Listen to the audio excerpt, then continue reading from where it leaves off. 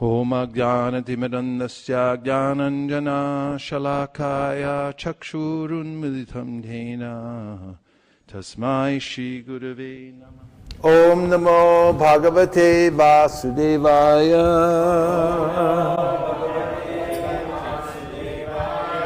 Om Namo Bhagavate Vasudevaya. Om Namo Bhagavate Vasudevaya.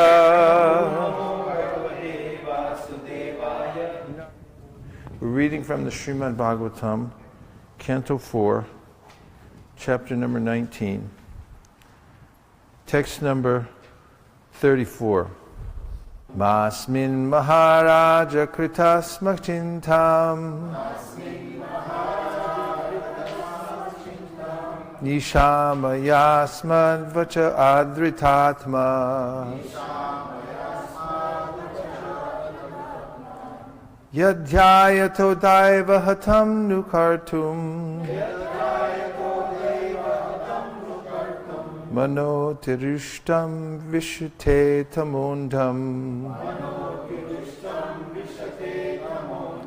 Ma do not Asmin in this Maharaja O King Kritaha do Sma as done in the past Chintam agitation of the mind Nishamaya please consider Asmat my Vachaha words Adrita Atma being very respectful Yet because Jayataha of him who is contemplating Daivahatam that which is thwarted by providence Nu certainly Kartum to do Manaha the mind Atirushtam very angry Vishate enters Tamaha darkness Andam dense. Translation: My dear king, do not be agitated and anxious because your sacrifices have not been properly executed due to providential impediments. Kindly take my words with great respect. We should always remember that if something happens by providential arrangement, we should not be very sorry. The more we try to rectify such reversals, the more we enter into the darkest region of materialistic thought. Please repeat. My dear king, do not be agitated and anxious because your sacrifices have not been properly executed due to providential impediments. Kindly take my words with great respect. We should always remember that if something happens by providential arrangement, we should not be very sorry. The more we try to rectify such reversals, the more we enter into the darkest region of materialistic thought. Purport by His Divine Grace A.C. Bhaktivedanta Swami Prabhupada. Sometimes the saintly or very religious person also has to meet with reversals in life. Such incidents should be taken as providential. Although there may be sufficient cause for being unhappy, one should avoid counteracting such reversals, for the more we become implicated in rectifying such reversals, the more we enter into the darkest regions of material anxiety. Lord Krishna has also advised us in this connection. We should tolerate things instead of becoming agitated. My humble obeisances to all the great souls here at New Ramuna Dham, headed by His Grace Dharma Prana Prabhu. this verse seems to bring some relief from the onslaught of material existence. And at one time in my life, it acted as a quick-acting medicine, as there was some management difficulty that was way over my head, and I had been in great anxiety, something that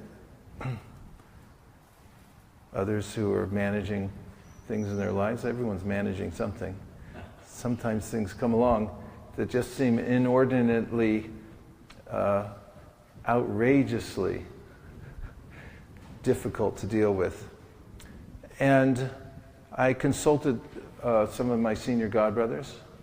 I just happened to, they happened to be in an assembly near where I live, so I went and met with them and talked to them for some time about various things on my mind, not the least of which was this looming problem that I was dealing with. And they gave me a little bit of relief. Said, "Oh, I think it'll be okay." And I thought, I felt about 12% better when I left. When I got home 2 days later, one of them, who had been in that assembly, sent me an email, and in it there was this shloka. And the subject of the email was, "I think this might help."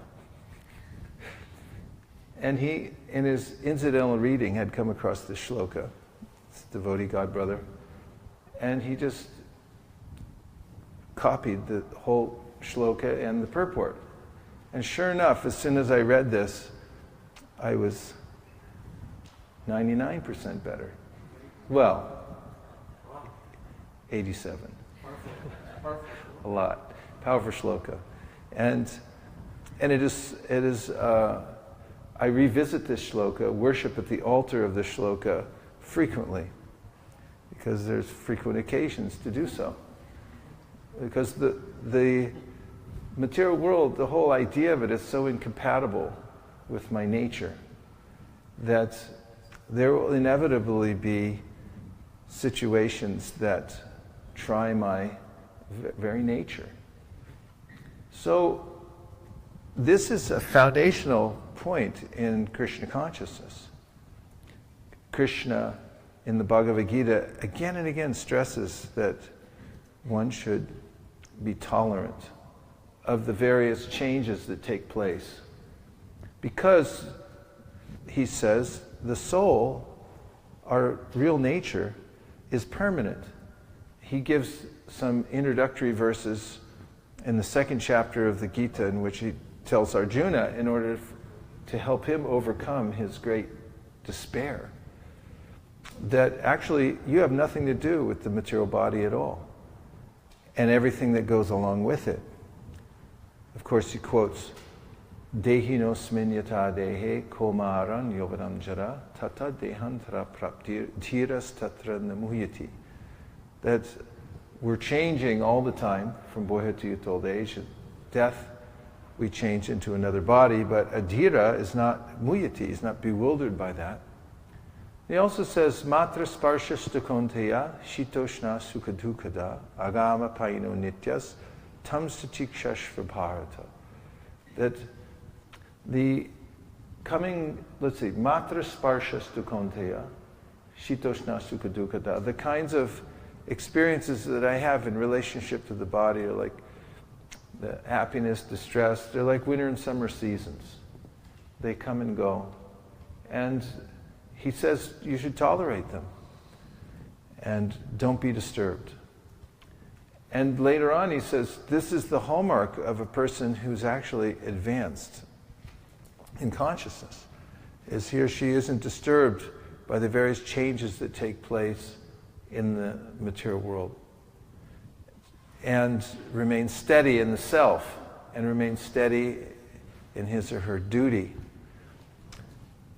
So, in this verse, today's verse, we have Maharaj Prithu, who's an incarnation of the Supreme Personality of Godhead. He's the empowered incarnation who is teaching how to rule.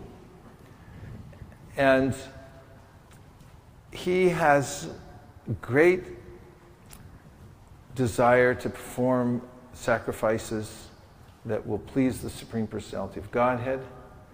And there are prescribed sacrifices for him to perform, one of which is the Ashvamedha Yajna, which apparently is a really difficult sacrifice to put together.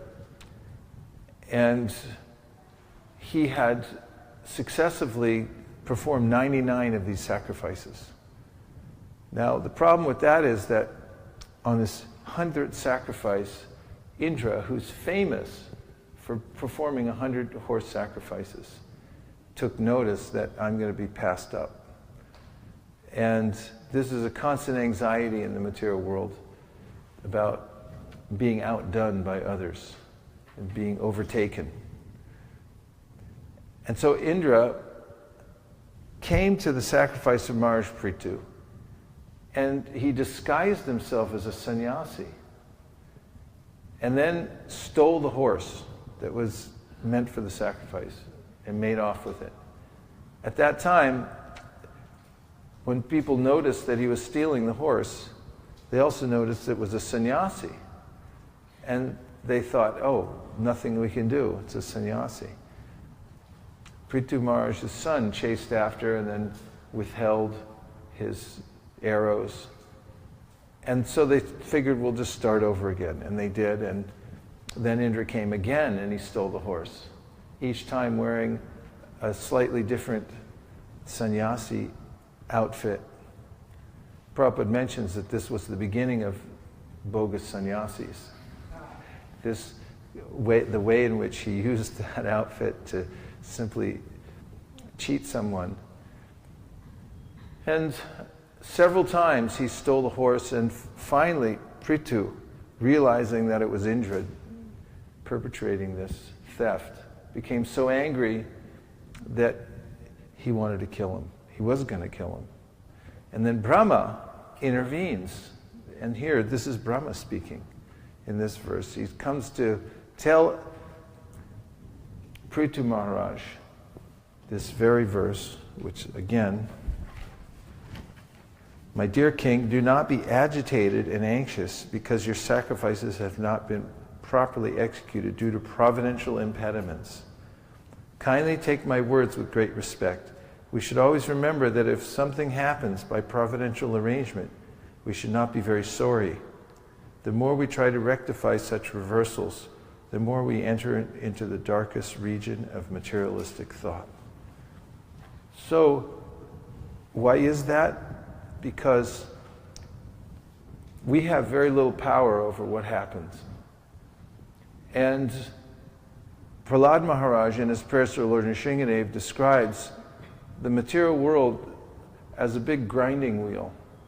And he says, actually, everyone's being ground up here by the wheel of time. And you can feel it as time moves forward.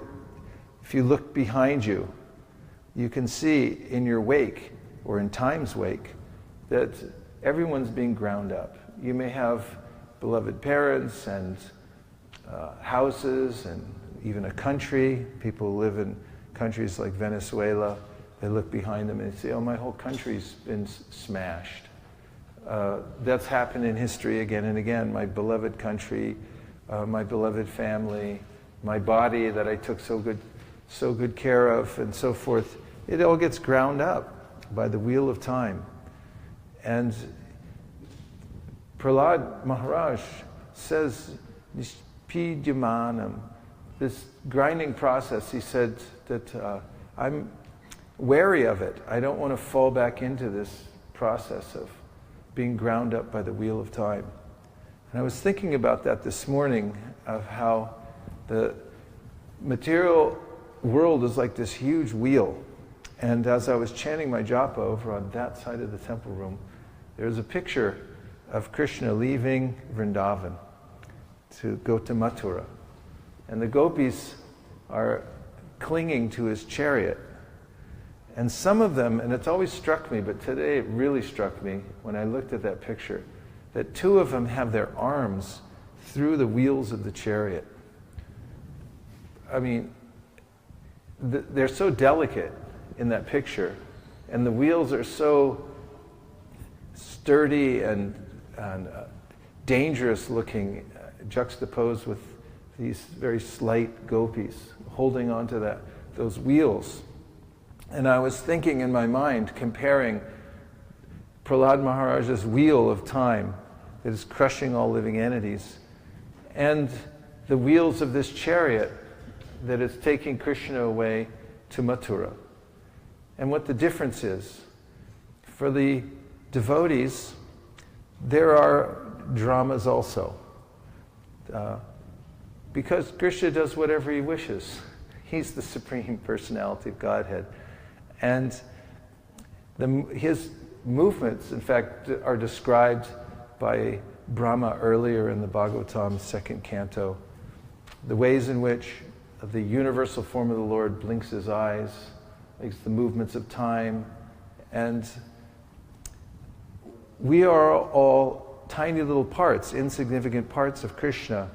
So when he moves in a particular direction, there's no recourse for us. Everything will move in that direction.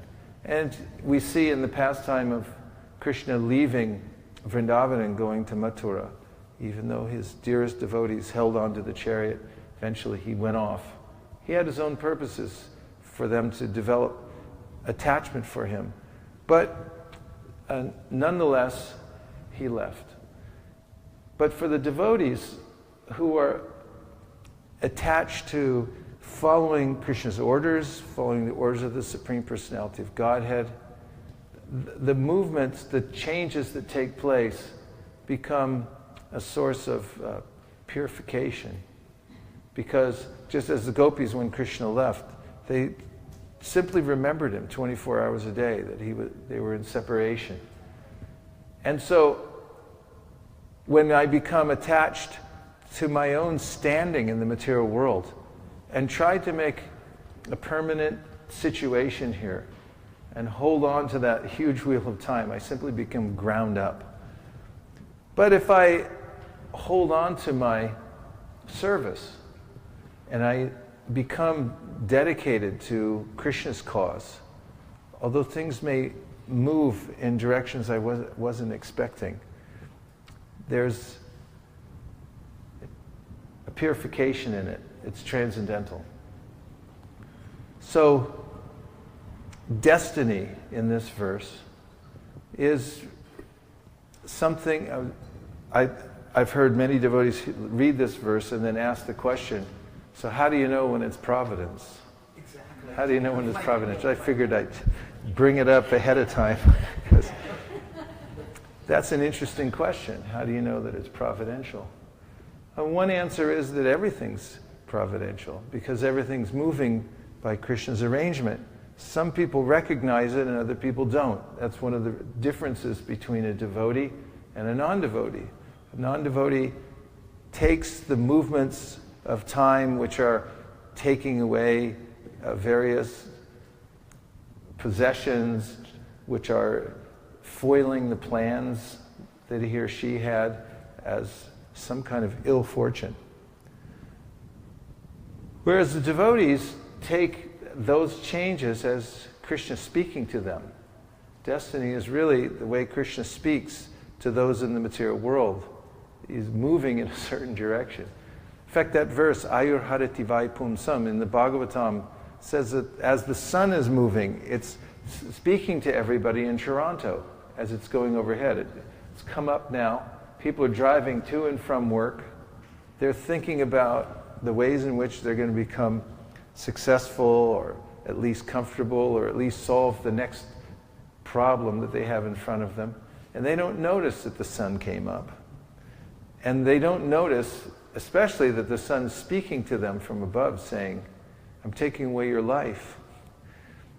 But the devotees, because this verse says, are hearing and chanting, they're aware that Krishna's hand is within everything. So, one way the devotees look at everything is that everything's Krishna's arrangement.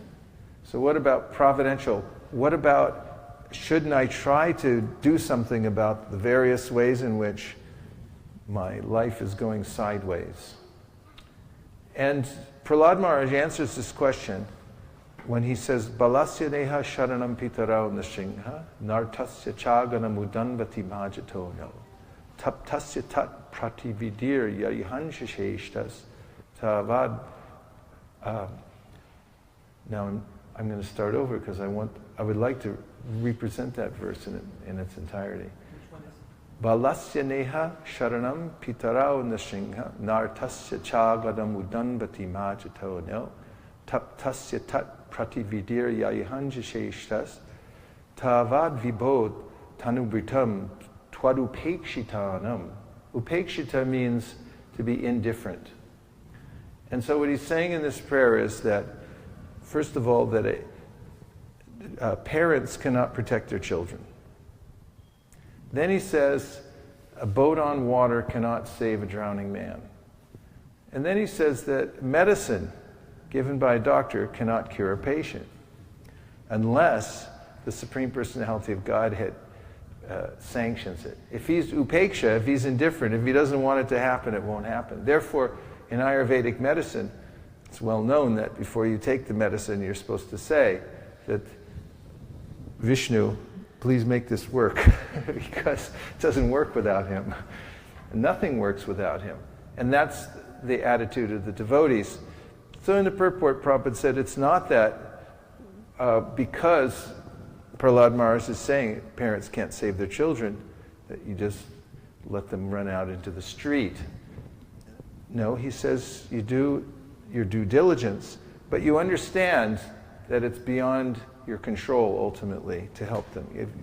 That it's up to Krishna what happens with them. But I still haven't answered your question, or the question, and that was that how do you know that it's providential? I mean, partly it's because devotees' perspective is that everything is providential. But there is a way in which we may come across problems in our life that are so insurmountable that we start to wonder what's going on. And those are the kinds of problems that are providential. In other words, you've done your due diligence without overextending yourself, and still there's no remedy, apparent remedy. Then this verse gives you permission to simply take shelter of your service, become detached. Again, he says that if you become involved in trying to solve the problem, you become implicated in it. Because then you accept the position as the doer. And then you enter into the darkest region of materialistic thought, considering how I'm going to readjust this situation. On the other hand, if you take shelter of Krishna and the process of chanting Hare Krishna and leave it to his way of working things out, then you can avoid that kind of anxiety and simply go on with your service and with the chanting process. So Brahma mentions this also in his prayers to Krishna, after he feels the unlimited power of Krishna, when he recited this verse, Te anukampam susumikshamano bunjana evatma kritam vipakam hridvagapur vir vidadam namaste jiveta yo mukti pade sadaya bhak. And that is that a devotee's attitude is that whatever situation I'm in now, whatever adversities are coming to me now, are due to I've caused myself.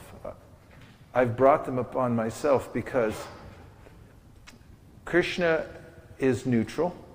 He mentions this in the 5th chapter of the Bhagavad Gita. He doesn't create karma for the living entities. That's the living entities. interaction with the material world that causes that. So the devotee understands that whatever I've done previously now is coming back to revisit me. And that the material world he takes as sensitivity training. And this verse, he says, he goes on expecting the causeless mercy and hoping for the causeless mercy of the Lord. So, te anukampam susamikshmanu bhunjane evatma kritam vipakam. Vipakam, what does that word remind you of? From the 5th canto of the Srimad Bhagavatam, vipakam. What word? Hellish planets, but which hellish planet? Kumbhipaka. Vipakam, kumbhipaka. So this verse also means, this line means that I've cooked myself. Kumbhipaka is a place where people get sensitivity training because they've cooked others. There's no good reason for it to cook other living entities who have faces and feelings and everything, with families, to boil them in water or hot oil or something like that. So there's a sensitivity training in the universe, so you can try that out yourself and see how you like it. And so this vipakam, this kumbhipaka, it's a cooking process. This is mentioned in the verse. It means that you're cooking in your own juices. You got in the pot and you turned on the flame. So don't take it that it's somebody else's fault, because then you become implicated.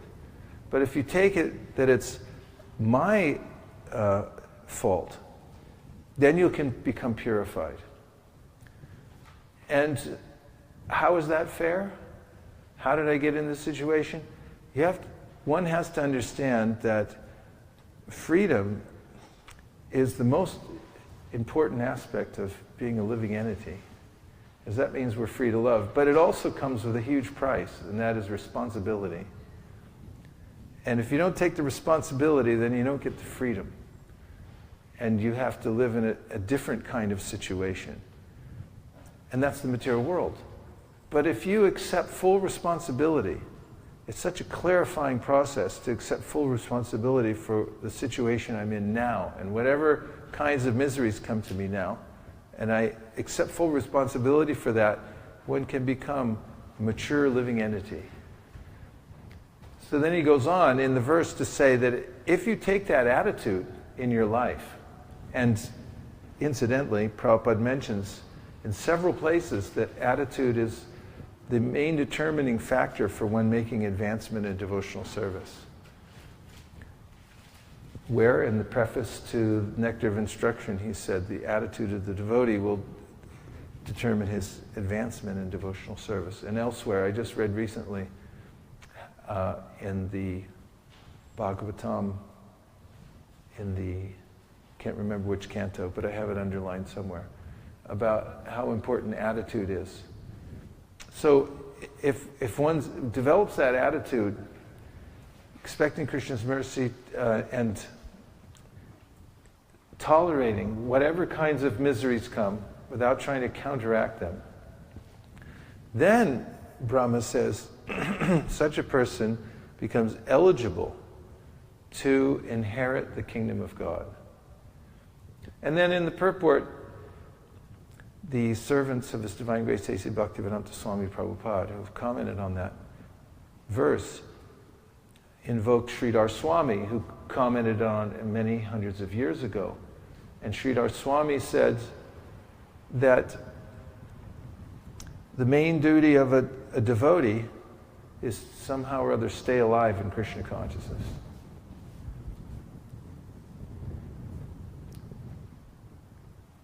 And Vishwanath Chakravarti Thakur also weighs in on the verse, and he says that when a devotee surrenders to Krishna, technically there's no more karma. So why does it seem like I'm still getting reactions. He said, actually, this is not karma, but it's Krishna's special mercy for the devotee, because Krishna knows that although I've surrendered, there are last vestiges of material desires within my heart to enjoy the material world.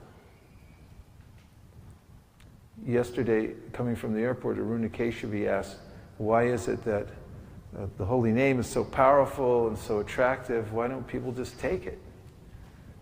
And partly it's because the material world is a little bit entangling, to say the least. And it's not so easy to get out right away. There's a process, and it takes kind of a team of people to pull one out of the material world. And you need a whole team of doctors to help you get out of the material condition. So he says that Krishna is the most expert at understanding what that very particular desire I have to enjoy the material world is. Even though I've taken devotional service, even though I'm sincere, even though I've surrendered, there may be some residue, a residual desire. And it's very specific. Everyone has a very specific way in which they would like to lord it over the material nature. They'd like to find some happiness here. So Krishna knows what it is. And he knows how to match up a particular kind of misery so that you won't want to stay in the material world anymore. Like expert doctor can detect, oh, there's still something left. And I'll give a medicinal cure that will take that away. And Lord Chaitanya, when meeting Sanatana Goswami, there's a whole long story which I won't tell now, but Sanatana Goswami left his life as a minister of the governor. He was actually running the government. And he left all the money, he left everything behind. And when he arrived to meet Chaitanya Mahaprabhu, Mahaprabhu embraced him, greeted him, and Sanatan went and got cleaned up to look like a devotee. And Chaitanya Mahaprabhu kept glancing at his blanket. He had picked up a blanket from his brother-in-law along the way, who had given him an expensive blanket to wear. And it was noticeable. And Mahaprabhu didn't say anything. I always appreciate this part. He didn't say anything, he just kept looking at it. And devotees are really perceptive. It's like, oh yeah, he's looking at me. He didn't like the blanket. So he went and traded it. At the bathing ghat, there were people that would wash their clothes and their chutters and they'd put them on the bank. So he went and found this Bengali who had this old torn up quilt. He said, I'll trade you. And at first the person thought he was mocking him. Like, please don't mock me. I'm poor enough as it is. And he said, no, I'm serious. I want to trade. Sanatana understood what it was that Mahaprabhu wanted. So he traded that and he came back. And Mahaprabhu was unlimitedly pleased when he saw that Sanatana had understood his mind. And then Kaviraj Goswami writes that Mahaprabhu said that the doctor won't leave a last bit of disease in the body. Why should he do that? Why should he remain the last vestige of disease to stay in the body? He wants to cure it completely.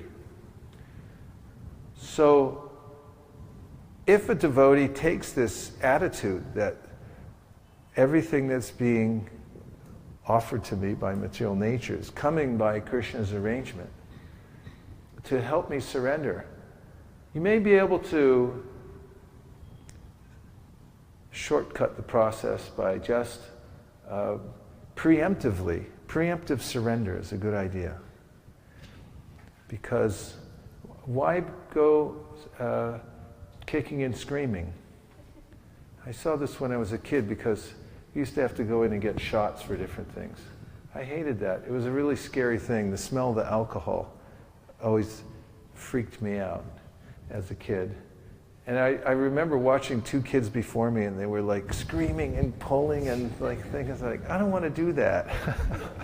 I want to go in like a hero. and I just think also, if one can hear Bhagavatam and get association with devotees and soul search and find that sincerity within one's heart and pray to Krishna, please let me preemptively surrender rather than having to be dragged out with my claws on the pavement trying to hold on to the last vestiges. Why not just let them go voluntarily? Even in that thought, thinking about surrender is such a sweet release, because the hardest part is trying to hold on to the material world and the last vestiges. It's very difficult actually to maintain material desires, even after hearing so many instructions on the matter. That's something that devotees recite again and again in the 10 offenses, to maintain material desires even after understanding so many instructions on the matter. I mean, what does it mean after hearing so many instructions on the matter? Here again and again, the material world is not a place that you can stay, that the main purpose of life is to become fully surrendered to Krishna. But then somehow I maintain a last vestige of desire to stay in the material world. And because it's not very becoming, I hide it. And I just then I have a split personality. This is also not very satisfying, to have a split personality. On one side I'm showing I'm a devotee, on the other side I know I'm keeping a little jar full of little bugs back there, or whatever it is. That, you know, it's like, oh, I have that, I'm keeping it. I have to feed them too, because they need a little attention in order to be, that's maintaining material desires, even after understanding so many instructions on the matter. So maintaining anything is difficult. So one could also decide, it's just, I'm not going to maintain them anymore. We do this all the time with other things, like procrastinating and just like, forget it. I'm not going to do it. Put it off, and then the thing, somebody else takes it up, or it dries up anyway, so you can't, it's like, all right, it's finished. So you could do that with the material desires also. Just say, I'll just procrastinate like I do on other stuff. Just not maintain them anymore and let them dry up, not water them. As the science of Krishna consciousness is very interesting, because there's a psychology, and this is part of it, was being presented in this verse today. I have to get my psychology in proper order. It's a proper psychological adjustment. Got to get right with God. You have to be have the right mentality and attitude, and so this is one of the important aspects. Along the way, when I was speaking, I thought of another verse that also should be entered into evidence from the 5th canto of the Bhagavatam, if I can remember. It goes something like, Satyam dishati artitam artito nirnam, naivartato yo, Satyam dishati artito artito nirnam, naivartato yat punar artito yata, swayam vidate bhajatam anichatam, ichapitanam nijapada palavam. So in this verse, Krishna is speaking, and he says that, actually someone else is speaking, but he's talking about Krishna's relationship with his devotees. So someone may take to devotional service, he says, but then he may petition Krishna again and again for material facility. And then Krishna will give that facility, but he gives it in such a way that one won't ever ask for it again. And instead, he'll replace it with his own lotus feet.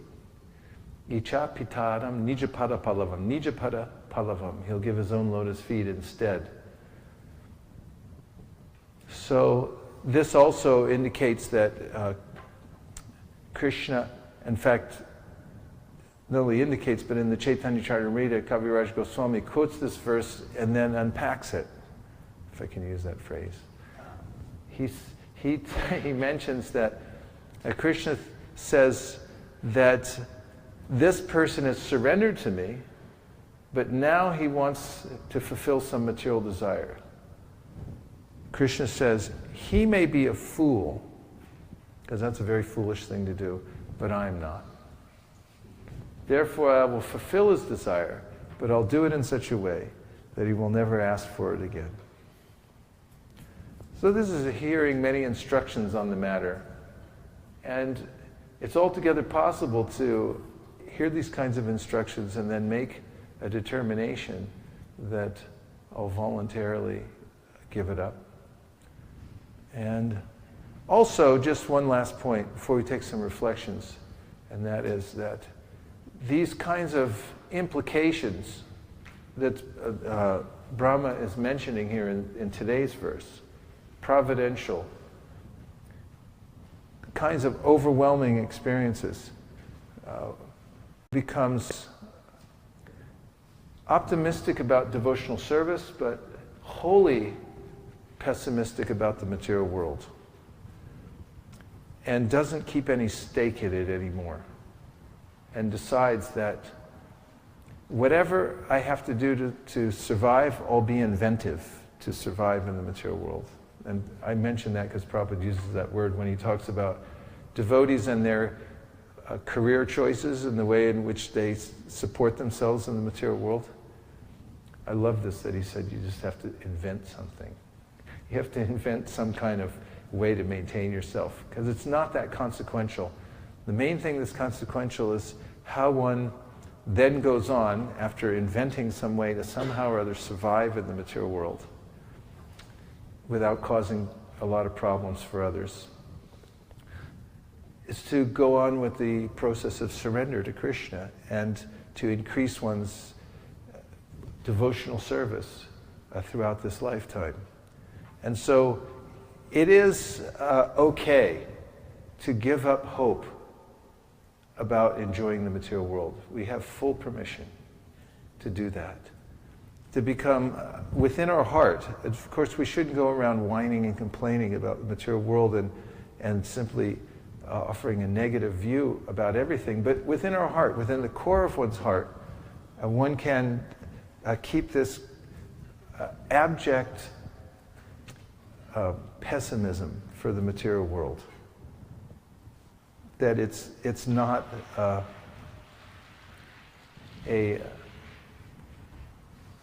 it's not a happy place, and it's not anything that I have anything to do with, and there's nothing for me here.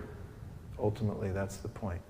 Everything is there in devotional service, and nothing here in the material world for me. So if one keeps that solidly within one's heart, maintains oneself, because we have to maintain what we've been given to some degree out of responsibility, and then to give as much attention as possible to developing our devotional practice. Now I'll take some reflections. Yes? We have a mic. Right back. Hare Krishna, thank you for the class. I like how with the right attitude, we can turn those problems into the positive things. For example, sufferings or problems that we have, or difficulties on devotional path. In one way, Krishna is like, it's like a refining process, right? So we get refined. In case we keep any desires, they get refined that way, because otherwise the process would be too easy and we would still keep our material desires and we would go with them to Krishna. So, and the second one, like you mentioned,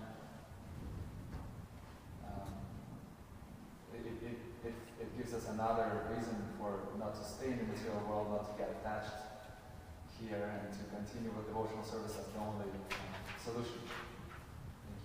Thank you. It was sweet just hearing the reflection, because this kind of kata is helpful on a daily basis to remember our real purpose, because the material world's a sticky place. It's easy to get attached and reattached. It's a tar baby. Tar babies try to touch it any which way, and it's even when you're trying to get away, it grabs you. So Krishna is like, don't struggle, just stay calm and perform devotional service. Yes, what else? I appreciated your points. How it is the attitude of the devotee that determines their ability to advance in devotional service. And I liked your point about it requires a whole team of doctors in order to get one out of material conditioning. And I was envisioning, a person in the hospital with a surgeon, or maybe a variety of surgeons, or a surgeon with several assistants, and they're performing this, very dramatic life and death event to save this person's life, and how grateful that person will be once they get sewn up again, and hopefully they survive the surgery, and they are feeling eternally indebted to those doctors. So similarly, I have so many wonderful godbrothers, and I try to take something from each of them in any way I can, whether it's in person or whether it's online, because I require a whole lot of doctors to help me get out of the material condition. Yeah, thank you very much for remembering that. I thought of something while you were saying that, and that is that there's a way in which one could develop the wrong attitude. Sometimes, even those who take to the process of devotional service then become beset with reversals and then become bitter and feel that perhaps God doesn't like me, perhaps God's actually mean, and then they gravitate more towards atheism, sometimes voidism, which is another brand of atheism, and oftentimes give up the practice of devotional service. Though Krishna mentions in the Gita that vitaraga bhaya krodha manmaya mamupashrita bahuho jnana tapasa putamad bhavamankata. Said that there are three things you have to give up in order to attain perfection in life. And before I tell what they are, he also gives a very encouraging advice in this verse by saying many people have done it. It's altogether possible. Bahuda jnana tapasa. He said many people, through the process of jnana and having some knowledge and practice in devotional service, you can do this, he's saying. A lot of people have done it. So the three things are intense attachment to the material world. There are various times in life in which it may seem a little stronger.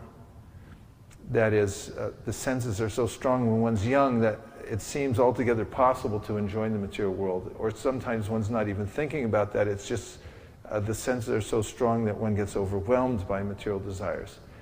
But if you can keep good association through the different phases of your life and go on with your practice, then you'll actually mature in devotional service and come to a point when you can distinguish between matter and spirit, and you're not unnecessarily and very embarrassingly attracted to the material objects of the senses. It's possible, very possible.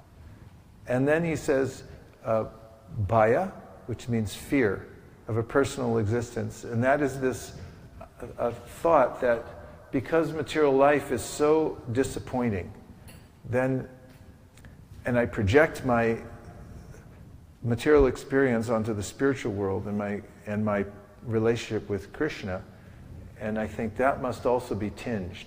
And therefore, I become afraid of my ultimate spiritual perfection as a personal experience. One has to give that up. And then finally, krodha, which means anger. That one becomes angry that because there's so many different philosophies and I haven't realized any of them, therefore I just become angry at the whole thing. And we meet people like this frequently who just say, oh, religion is just a jumble of all kinds of wishful thinking and subversion by various kinds of authorities and so forth. You just become angry at the whole process.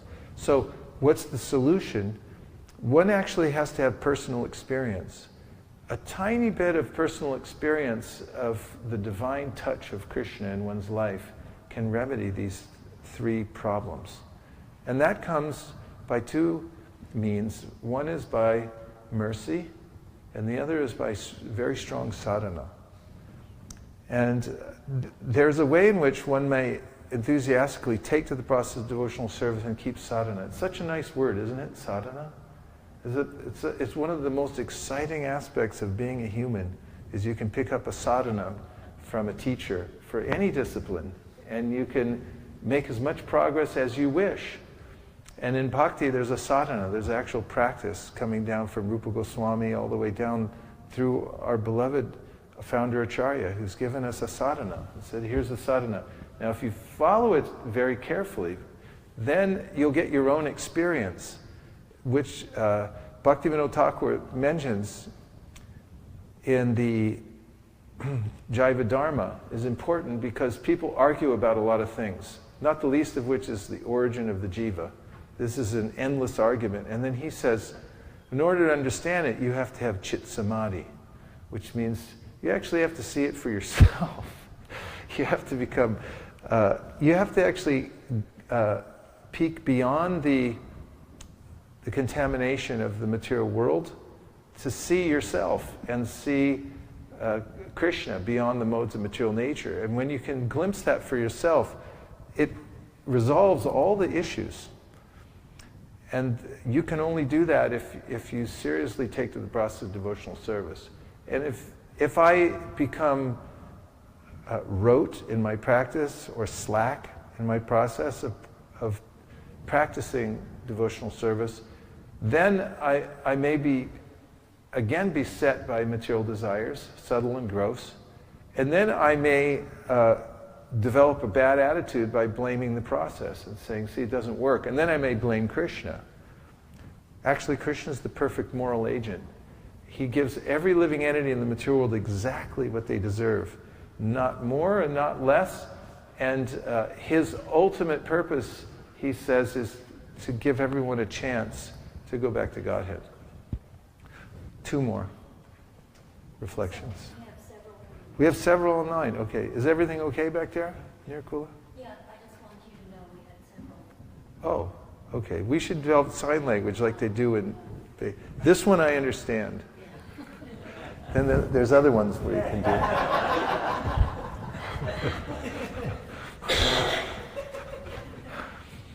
We'll steal signs. Okay, go ahead. So we have like 32 viewers online. Oh, thank you. So Anand Murari Prabhu has a question.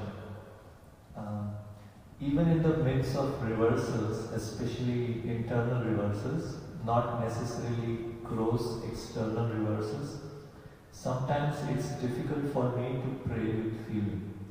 How can I bring myself to pray with deep feeling?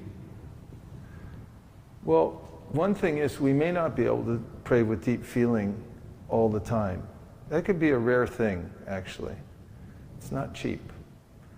But at least you can keep doing your sadhana.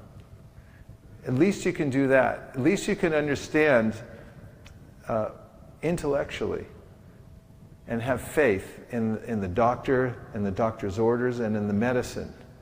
Even if you don't have deep feeling for the process, at least you can have that faith that I don't have any deep feeling today. I haven't for a while. Maybe I experienced it once. But I do have faith in the process, so I'm going to keep going. And you can succeed like that because it's a lifetime experience, Krishna consciousness. You need a little space on the landing field. Like with airplanes, They need a long enough runway so they don't go off the end. So that's why the Shastra is always telling us, take advantage of the time you have. You need as much runway as possible. Keep going with the process, even if you don't feel it.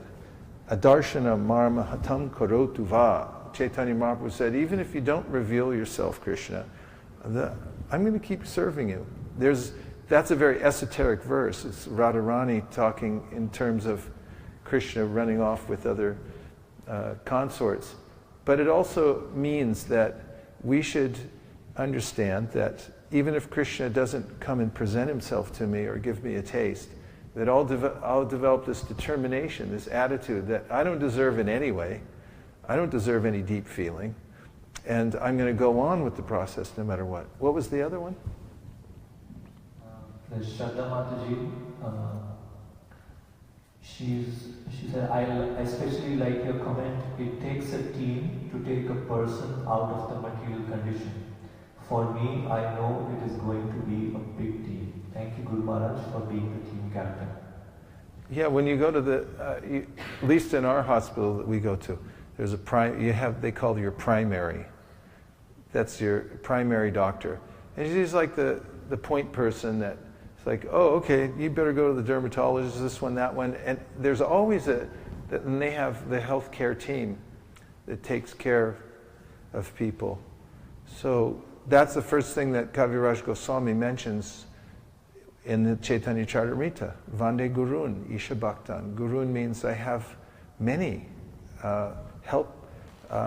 helpers, those advanced people who are guiding me in different ways. And he explicates the different kinds of categories of gurus that he has to help him. And mature devotees are open to taking help from different directions. In fact, the more mature one becomes, more realized one becomes, the more one takes help from everyone and everywhere. Because if I become humble, then I can actually see Krishna's hand within everything, including from even materialistic people. Even in that section, he talks about how Bilvamangal Thakur worships his girlfriend, former girlfriend, because she said something to him that changed his life. And that's like, come on, this is crazy. You came all the way here for me? You should worship God with that much energy. And he's like, yeah, I should. And he offers respectful obeisances to her. Advanced devotees are taking from the environment at every minute because they're open to instruction at every second. And that's what humility does for one. That's the attitude one should have. I just got the sign again, so it's time, right? Stealing signs. What time is it, by the way? It's a couple minutes to 9? Okay. Well, we visited this verse. Now everyone knows where it is, and you can come and visit it any time you want. It's a nice thing about the revealed scripture. It comes to us. It's divinely revealed. And the voice of scripture can actually, it will guide our life. And if we take it again and again and again, which we need to do because it's medicine that has to be taken at least daily.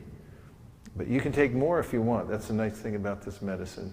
You don't have to take the minimum dose. Some people don't overdose. This is good medicine. You can't overdose on this. But you can come and find these places and revisit them again and again and again, and become buoyed during times in your life when things seem overwhelming. And that is how to string together a successful life in devotional service. It's not that you're going to, well, you are.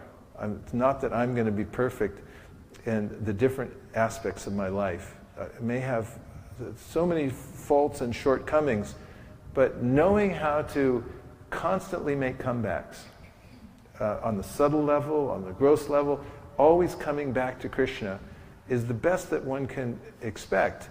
And by doing that, actually this is true in any discipline, you keep making comebacks, keep coming back to the point. Know what the point is, know what the sadhana is, know what the sadhya is, the goal, and keep coming back to it again and again, even though you're distracted again and again. If you can put that together, you'll string together a winning season, which is just one lifetime. You can put together a championship season in one life by just grit, true grit, coming together and putting that. So these verses can help us do that. Thank you very much. Gaur Premanande, Hari Hari Bo. Gaur Premanande, Nitai Gaura Hari Bo, Hari Bo, Hari Bo, Nitai Gaura Hari Bo, Nitai Gaura Hari Bo, Hari Bo, Hari Bo, Nitai Gaura Hari Bo.